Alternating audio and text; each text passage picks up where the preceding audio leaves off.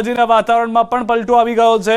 અંબાજીમાં વરસાદી વાતાવરણ જોવા મળ્યું છે। બપોર બાદ અંબાજીમાં વરસાદ ગાજવીજ સાથે ધીમી ધારે વરસાદ થયો છે। ભારે ઉકળાટમાં વરસાદથી લોકોને રાહત મળી છે। તો જે રીતે કમોસમી વરસાદની માવઠાની આગાહી હતી તે પ્રમાણેના દ્રશ્યો એક તરફ અંબાજીની અંદરના દ્રશ્યો આપ જોઈ રહ્યા છો। કોઈ પણ દ્રશ્યો ચોમાસાના નથી। હાલમાં જે વરસાદ થયો તે સમયના દ્રશ્યો અમે આપને બતાવી રહ્યા છે।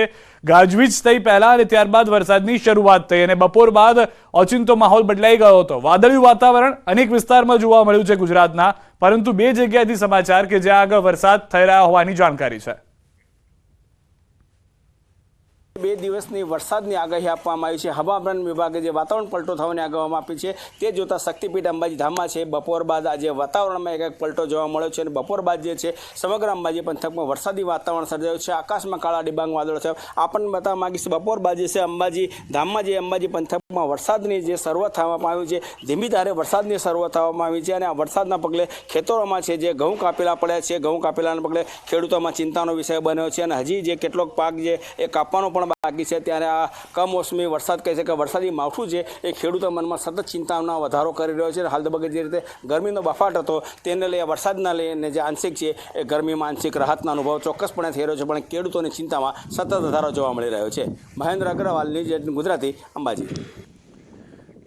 તો હાલમાં ભર ઉનાળે માવઠાના બે અલગ અલગ દ્રશ્યો દાહોદ અને અંબાજીના અમે આપને બતાવી રહ્યા છે। કમોસમી વરસાદથી ખેડૂતો ચોક્કસથી ચિંતિત છે, પરંતુ જે પ્રમાણે હવામાન નિષ્ણાંતોની આગાહી હતી, હવામાન વિભાગ તરફથી આગાહી હતી તે પ્રમાણેનો માહોલ જોવા મળી રહ્યો છે। દાહોદની અંદર, અંબાજીની અંદર આ વરસાદી માહોલ છવાયેલો જોવા મળ્યો છે અને અનેક વિસ્તારો એવા છે કે જ્યાં આગળ ભારે વરસાદ થયો હોવાની વાત છે, જેમ કે દાહોદની અંદર જાલોદ, લીમડી, વરોડ સહિતના વિસ્તારોમાં વરસાદ થયો છે। તો અંબાજીમાં પણ બપોર બાદ ભારે વરસાદ થયો છે અને લોકોને ઉકળાટમાંથી રાહત મળી છે। ગુજરાતમાં 3 દિવસ માવઠાની આગાહી, થંડરસ્ટોર્મ સાથે સામાન્ય વરસાદની આગાહી। 13 થી 15 એપ્રિલે વરસાદની આગાહી છે। આગામી 5 દિવસ વાદળછાયું વાતાવરણ પણ રહેશે। 13 એપ્રિલે થંડરસ્ટોર્મ સાથે વરસાદની શક્યતા। વલસાડ, નવસારી, સુરતમાં વરસાદની શક્યતા। ભરૂચ, કચ્છ, ગીર સોમનાથમાં વરસાદની શક્યતા। 14 એપ્રિલે થંડરસ્ટોર્મ સાથે વરસાદની શક્યતા। નર્મદા, છોટાઉદેપુર, દાહોદમાં વરસાદની શક્યતા। અરવલ્લી, સાબરકાંઠા, કચ્છ, ગીર સોમનાથમાં પણ વરસાદની આગાહી છે। 15 એપ્રિલે કેટલાક વિસ્તારોમાં વરસાદની શક્યતા છે। સાબરકાંઠા, અરવલ્લીમાં સામાન્ય વરસાદની શક્યતા। મહીસાગર, દાહોદમાં સામાન્ય વરસાદની શક્યતા। 15 એપ્રિલ સુધી 2 થી 3 ડિગ્રી તાપમાન પણ ઘટશે। અમદાવાદમાં વાદળછાયું વાતાવરણ પણ રહેશે। અમદાવાદમાં તાપમાનનો પારો 41 डिग्री। डे 1 से डे 2 तक ड्राई वेदर प्रिवेल करेगा और डे 3, डे 4, डे 5 में आइसोलेटेड प्लेसेस में लाइट रेन होने का पूर्वानुमान दिया गया और साथ में थंडर स्टॉर्म की भी वार्निंग दी गई है डे 3, डे 4, डे 5 में। और डे 3, डे 4, डे 5 में जहाँ पे लाइट रेन आइसोलेटेड प्लेसेस में साथ में थंडर स्टॉर्म होंगे हैं वो ज़िले हैं नर्मदा। डे 3 के लिए वलसाड़, नवसारी, सूरत, भरूच और सौराष्ट्र का एक ज़िला है गिर सोमनाथ और कच्छ। और डे 4 की बात करेंगे जहाँ पे लाइट रेन साथ में थंडर स्टॉर्म होंगे आइसोलेटेड प्लेसेस पे, वो ज़िले हैं नर्मदा, छोटा उदयपुर, दाहोद, अरावली, साबरकांठा, कच्छ और गिर सोमनाथ। और डे 5 की बात करेंगे जहाँ पे आइसोलेटेड प्लेसेस पे लाइट रेन होने का पूर्वानुमान दिया गया है साथ में थंडर स्टॉर्म का भी, तो वो ज़िले हैं साबरकांठा, अरावली, दाहोद और મહીસાગર।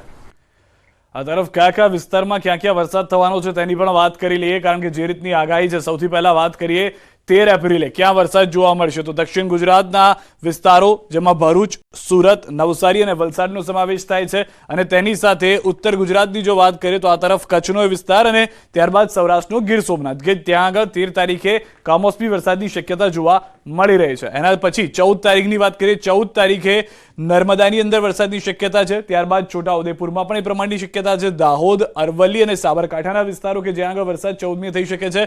કચ્છ અને ગીર સોમનાથમાં પણ 14મી તારીખે વરસાદની શક્યતા જોવા મળી રહી છે। અને ત્યારબાદ વાત કરીએ 15 તારીખની, કારણ કે 3 દિવસ સુધી એ પરિસ્થિતિ છે। આજે જેમ અનેક વિસ્તારોમાં વરસાદ થયો છે તેવો વરસાદ 15 તારીખે અરવલ્લી, સાબરકાંઠા, મહીસાગર અને દાહોદમાં પણ જોવા મળી શકે છે। આ તરફ વધુ એક મહત્વના સમાચાર એ પણ મળ્યા છે મહીસાગરથી। ટીટોડીએ વહેલા વરસાદનો આપ્યો છે સંકેત। ટીટોડી લુણાવાડાના દલુખડિયા ગામે મૂક્યા છે ઈંડા। ટીટોડીને ઈંડા મૂકવાની છે લોકવાયકા. ટીટોડીએ ઊંધા ઈંડા મૂક્યા હોવાથી સારા વરસાદની ધારણા. ટીટોડીએ 4 ઈંડા મૂકતા સારા વરસાદની આશા. ઊંચાઈએ ઈંડા મૂકવાથી વહેલા વરસાદનું અનુમાન. તે વખતે એક તો જમીન કયા લેવલે ઈંડા મૂકે છે એનું ધ્યાન રાખો. જો વધારે ઊંચાઈ ઉપર ઈંડા મૂકે, 4 ઈંડાથી વધારે મૂકે તો વધુ વરસાદની આગાહી કરતા.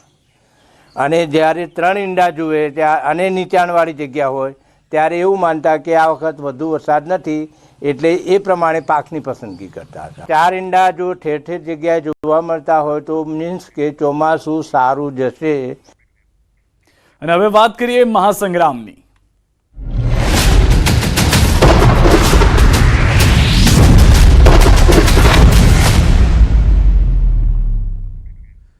તો સુરેન્દ્રનગરથી મોટા સમાચાર. ચૂંટણી પહેલા કોંગ્રેસને વધુ એક ઝટકો. પૂર્વ સાંસદ સોમાભાઈ પટેલનું કોંગ્રેસમાંથી રાજીનામું. અંગત કારણોસર કોંગ્રેસમાંથી રાજીનામું આપ્યા હોવાની જાણકારી. પ્રદેશ પ્રમુખ શક્તિસિંહ ગોહિલને આપ્યું રાજીનામું. સુરેન્દ્રનગર બેઠક પરથી અપક્ષ લડે તેવી શક્યતા હાલમાં જોવામાં આવી રહી છે. તો જ્યાં આગળ અનેક તર્ક વિતર્ક થઈ રહ્યા હતા તે સુરેન્દ્રનગર બેઠક પર જ્યારે ઉમેદવાર કોંગ્રેસે જાહેર કરી દીધા ઋત્વિજ મકવાણાને, તો તેને લઈને આ નારાજગી પણ હોઈ શકે છે. પરંતુ અંગત કારણો આ પત્રની અંદર લખવામાં આવ્યા છે. ચૂંટણી પહેલા કોંગ્રેસને આ ઝટકો લાગ્યો છે. પૂર્વ સાંસદ સોમાભાઈ પટેલનું કોંગ્રેસમાંથી રાજીનામું. અંગત કારણોસર કોંગ્રેસમાંથી રાજીનામું આપ્યું હોવાનું આ પત્રની અંદર ઉલ્લેખ કરાયો છે. પ્રદેશ પ્રમુખ શક્તિસિંહ ગોહિલને આપ્યું છે રાજીનામું. સુરેન્દ્રનગર બેઠક પરથી અપક્ષ લડે તેવી શક્યતા પૂરેપૂરી જોવા મળી રહી છે. ખુદ સોમાભાઈ અમારી સાથે જોડાઈ ગયા છે. સોમાભાઈ, આપે રાજીનામું આપ્યું છે, શું કારણ? કારણ છે મારા આત્માનો અવાજ હતો કે રાજીનામું આપી દો, આપણે અન્યાય થતો હોય તો આપણે રહેવાય નહીં. શું અન્યાય થયો આપને? રાજીનામું એટલે આત્માનો અવાજ એમ કે રાજીનામું આપી દો. હા, એ બરોબર છે, પણ તમે કીધું થોડો અન્યાય થતો તો તમારી સાથે. શું અન્યાય? અન્યાયનો સવાલ નથી. હા, પણ મારે રહેવું જ નથી કોંગ્રેસમાં. એટલે તમને હેરાન કરતા હતા આ લોકો? તકલીફ આપતા હતા કઈ? મને શું તકલીફ આપે? અચ્છા, તો તમે એવી પણ વાત છે કે અપક્ષ ઉમેદવારી કરવાના છો? હે, અપક્ષ ઉમેદવારી કરવાના છો આપ? હવે 2-3 દિવસ પછી ખબર પડે, અત્યારે કઈ નહીં. સમાજ તો આપનો કહેતો હતો કે સોમાભાઈ આપ આગળ વધો, અમે તમારી સાથે છીએ. 2-3 દિવસ પછી વિચાર કરી શકી શું કરવું એ. અચ્છા, પણ તમને કોઈ સમર્થકો શું કહી રહ્યા તમારા? હે, તમારા સમર્થકો શું કહે છે? તમને શું કહે છે તમારા સમર્થકો? સમર્થકો તો કહે છે કે લડવું જોઈએ, પણ મારે વિચારવું પડે ને. અચ્છા, કયા મુદ્દાઓ છે જેને વિચારમાં લઈ રહ્યા છો હાલમાં આપ? હા, કયા મુદ્દાઓને ધ્યાનમાં લઈ રહ્યા છો હાલમાં આપ? મુદ્દાઓ કશો જ નહીં. હવે આખી જિંદગી લડ કર્યું છે, પછી શાંતિ રાખવી. હા, તો રાજીનામું આપ્યું એનું કારણ ચૂંટણી લડવાનું એવું નથી ને? હવે મેં કીધું ને 2-3 દિવસ પછી ખબર પડે. અચ્છા, પણ તમારી ઈચ્છા ખરી ચૂંટણી લડવાની? ઈચ્છા તો હોય જ ને, મારા જીવે ત્યાં ચૂંટણી લડે. અચ્છા, અને સમર્થકો પણ ઈચ્છે છે, તમે પણ ઈચ્છો છો, તો પછી વિચાર કયા મુદ્દાને લઈને બાકી રહ્યા છે? કે ના લડો, પણ મારે લડવું ના લડવું મારે જોવાનું ને હવે. હા, પણ સમર્થકોની ઈચ્છા છે કે સોમાભાઈ ચૂંટણી લડે? હા, સમર્થકોની ઈચ્છા કરી. અચ્છા, સુરેન્દ્રનગરના કયા મુદ્દાઓ સોમાભાઈ એવા બાકી રહી ગયા કે તમે ચૂંટણી લડો તો કદાચ એ પૂર્ણ થઈ શકે? હેલો સોમાભાઈ, અવાજ આવે છે? હાજી, હું એમ કહેતો કે સુરેન્દ્રનગરના કયા મુદ્દાઓ બાકી રહી ગયા છે કામ કરના, વિકાસના, કે જે તમે ચૂંટણી લડીને જીતીને પૂરા કરી શકો એમ છો? એ બી ચૂંટણી લડવાનું ને એ બધું પછી વિચાર કરીએ, 2-4 દિવસ પછી વિચાર છે. અત્યારે રાજીનામું આપ્યું એ ફાઇનલ. અચ્છા, અને કયા કારણોસર રાજીનામું આપ્યું? અંગત કારણોસર રાજીનામું આપ્યું. જી, આભાર. તો સોમાભાઈ કે જેઓનું કહેવું છે હાલમાં અંગત કારણોસર રાજીનામું આપ્યું છે, ચૂંટણી લડવાની ઈચ્છા છે, પરંતુ આખી જિંદગી ચૂંટણી લડ્યો હોવાની પણ વાત તેઓએ કરી. સાથે તે પણ વાત કરી કે અન્યાય થયો છે તેમની સાથે, જેના કારણે પણ આ રાજીનામું આપ્યું છે. પ્રદેશ પ્રમુખને રાજીનામું આપ્યું છે. સમર્થકો પણ કહી રહ્યા છે તેમના કે ચૂંટણી લડવી જોઈએ તેવી વાત તેઓએ કરી છે. પ્રધાનમંત્રી ગુજરાતમાં કરશે ઝંઝાવાતી ચૂંટણી પ્રચાર. પીએમ નરેન્દ્ર મોદી 20 એપ્રિલ પછી ગુજરાતમાં કરશે પ્રચાર. 4 ઝોનમાં 6 થી 8 સભા અને રોડ શોનું આયોજન. ગુજરાતમાં પ્રચાર માટે રાજકીય પક્ષોને 13 થી 15 દિવસ મળશે. ભાજપ શાસિત રાજ્યોના મુખ્યમંત્રી, નાયબ મુખ્યમંત્રીઓ કરશે પ્રચાર. કેન્દ્રીય મંત્રીઓ અને રાષ્ટ્રીય નેતાઓ પણ કરશે પ્રચાર. 21 એપ્રિલથી 5મી મે સુધી ગુજરાતમાં જામશે પ્રચાર. તો હાલમાં જે જાણકારી મળી રહી છે તે પ્રમાણે 21 એપ્રિલથી શરૂઆત થઈ શકે છે. ખુદ પ્રધાનમંત્રી નરેન્દ્ર મોદી ગુજરાતમાં જે ત્રીજા તબક્કાની અંદર આખું ગુજરાત સમાવેશ છે 26 બેઠકો, તો 20 એપ્રિલ પછી ગુજરાતમાં આવશે 4 ઝોનની અંદર 6 થી 8 સભાનું આયોજન કરવામાં આવ્યું છે. સાથે રોડ શોનું પણ આયોજન કરવામાં આવ્યું હોવાની જાણકારી છે. સૌથી વધારે મહત્વની વાત એ પણ છે કારણ કે રાજકીય પક્ષોને 13 થી 15 દિવસનો સમય મળશે પ્રચાર કરવા માટે. બીજા તબક્કાનું મતદાન પૂર્ણ થયા બાદ ત્રીજા તબક્કાના મતદાનની શરૂઆત પહેલા ત્યારે પ્રધાનમંત્રી નરેન્દ્ર મોદી પણ પૂરેપૂરો પ્રચારનો પ્રયાસ જે છે તે ગુજરાતમાં કરતા જોવા મળશે.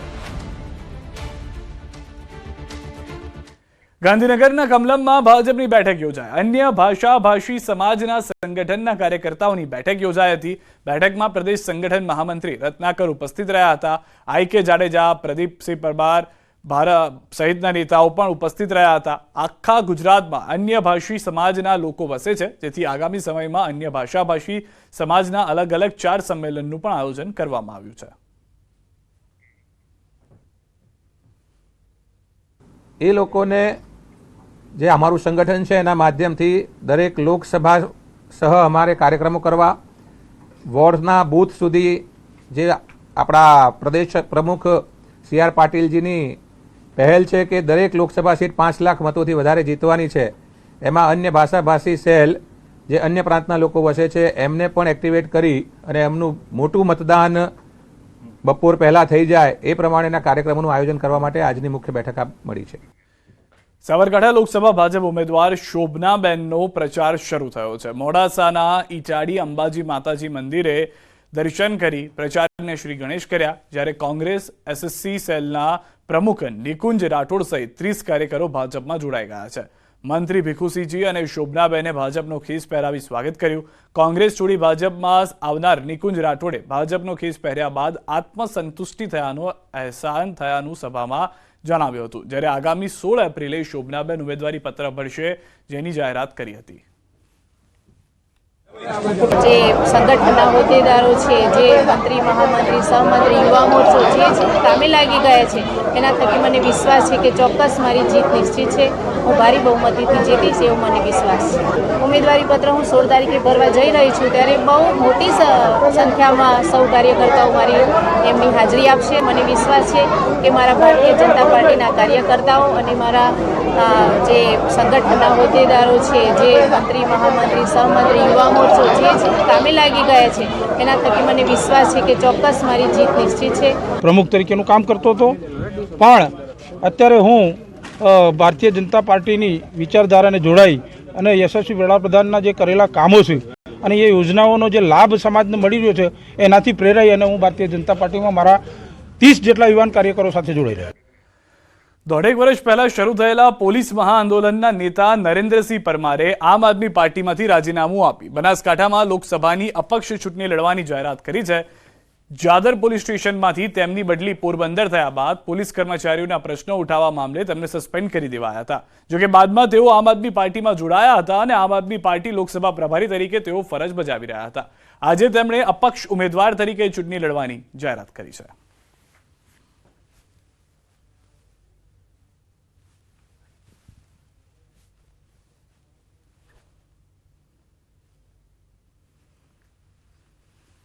હું આમ આદમી પાર્ટીના જિલ્લા પ્રભારીના પદ ઉપરથી રાજીનામું આપું છું આજરોજ, અને આ 2024ના લોકસભા સાંસદના ઇલેક્શનમાં અપક્ષ ઉમેદવારી નોંધાવવા જઈ રહ્યો છું. જાલોદમાં કરા સાથે વરસાદ થયો છે. જાલોદના મીરાખેડી ગામમાં બરફના કરા સાથે વરસાદ થયો. દાહોદ જિલ્લામાં કરા સાથે વરસાદના પગલે ખેડૂતોમાં ચિંતાનો માહોલ જોવા મળી રહી છે. વાતાવરણમાં ઠંડક ચોક્કસથી પ્રસરી ગઈ છે, કારણ કે સામાન્ય વરસાદ જોવા નથી મળ્યો. વેસ્ટર્ન ડિસ્ટર્બન્સની અસર હતી ગુજરાત પર હજી પણ રહેવાની છે. દરમિયાન દાહોદના દ્રશ્યો કે જેમાં સામાન્ય વરસાદ નહીં, કરા સાથે વરસાદ પડ્યો છે. મોટા મોટા બરફના જે કરા છે તે પડતા આમાં જોવા મળી રહ્યા છે. અનેક ગાડીઓ, અનેક વાહનોને પણ નુકસાન થયું હોવાની જાણકારી છે, કારણ કે કરાની જે સાઇઝ છે તે એટલી મોટી છે, કારણ કે મોટા મોટા જાણે કરા વાગતા હોય તે પ્રમાણેનો વરસાદ અને અહેસાસ થતો લોકોને જોવા મળી રહ્યો છે. દાહોદના દ્રશ્યો મેં આપને બતાવી રહ્યા છે. અનેક લોકોના વાહનમાં પણ નુકસાન થયું હોવાની જાણકારી છે.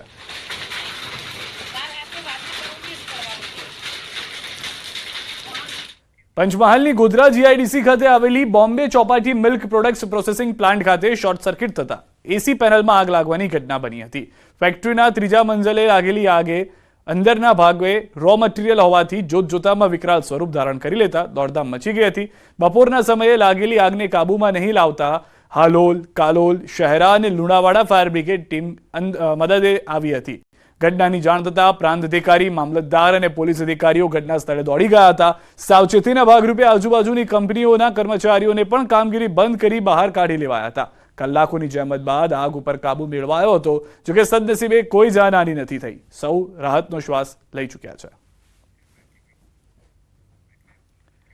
વધુ એક સમાચાર મહત્વના ડાંગથી મળી રહ્યા છે. ચેકપોસ્ટ પર એરગન સાથે 5 લોકો સકંજામાં. પોલીસે આરોપીની સાથે 34 છરા જપ્ત કર્યા છે.